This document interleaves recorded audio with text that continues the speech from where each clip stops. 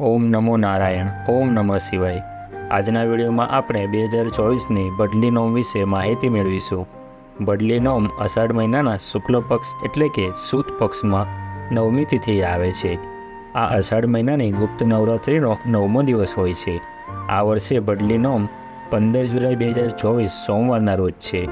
ભારતમાં દર વર્ષે અષાઢી નોમના દિવસે બદલી નોમનો તહેવાર ઉજવવામાં આવે છે. આપણા શાસ્ત્રોમાં આ તિથિનું ખૂબ જ મહત્ત્વ વર્ણવાયું છે. અખાત્રીજ અને વસંત પંચમીની જેમ જ આ તિથિ પણ વણજોયું મુહૂર્ત ગણાય છે.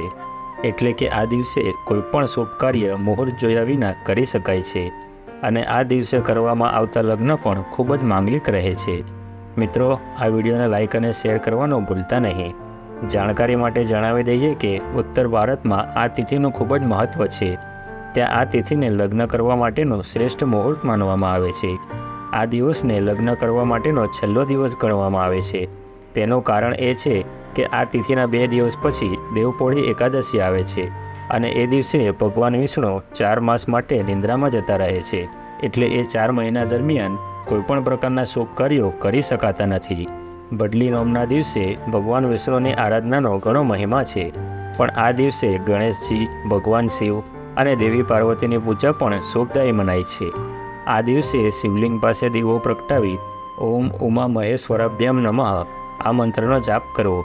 મંત્ર જાપ ઓછામાં ઓછા 108 વખત કરો.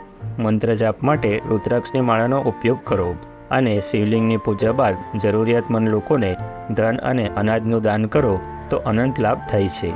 લગ્ન જીવનમાં સુખ શાંતિ જાળવી રાખવા માટે પતિ પત્નીએ શિવલિંગની પૂજા એકસાથે કરવી જોઈએ અને જળધારી ઉપર કંકુ, હળદર, લાલ બંગડી, લાલ સાડી, લાલ ગુલાબ ચડાવવો જોઈએ. બદલી નોમને કંદર્પ નોમી પણ કહેવામાં આવે છે. બદલી નોમ વિવિધ પ્રકારની સિદ્ધિની પ્રાપ્તિનો દિવસ પણ મનાય છે. કહેવાય છે કે બદલી નોમના દિવસે જે લોકોના લગ્ન થાય છે તેમનું વૈવાહિક જીવન ખૂબ જ સંપન્ન રહે છે અને તેમના જીવનમાં કોઈપણ પ્રકારની બાધા નથી આવતી. જણાવી દઈએ કે બદલી નોમના દિવસે મુહૂર્ત જોયા વિના જ ગૃહ પ્રવેશ કરી શકાય છે.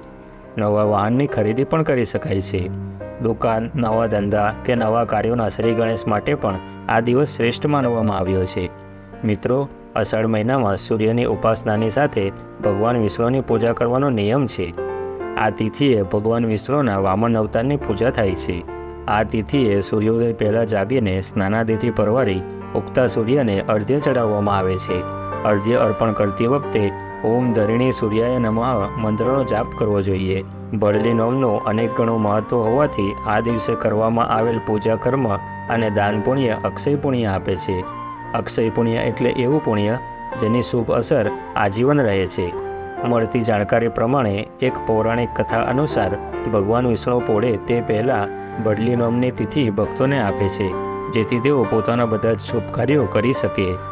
મિત્રો, આ વિડીયો તમને જરૂર પસંદ આવ્યો હશે તો આને લાઇક અને શેર જરૂર કરજો અને આ ચેનલ પર નવા હો તો ચેનલને સબસ્ક્રાઈબ જરૂર કરજો.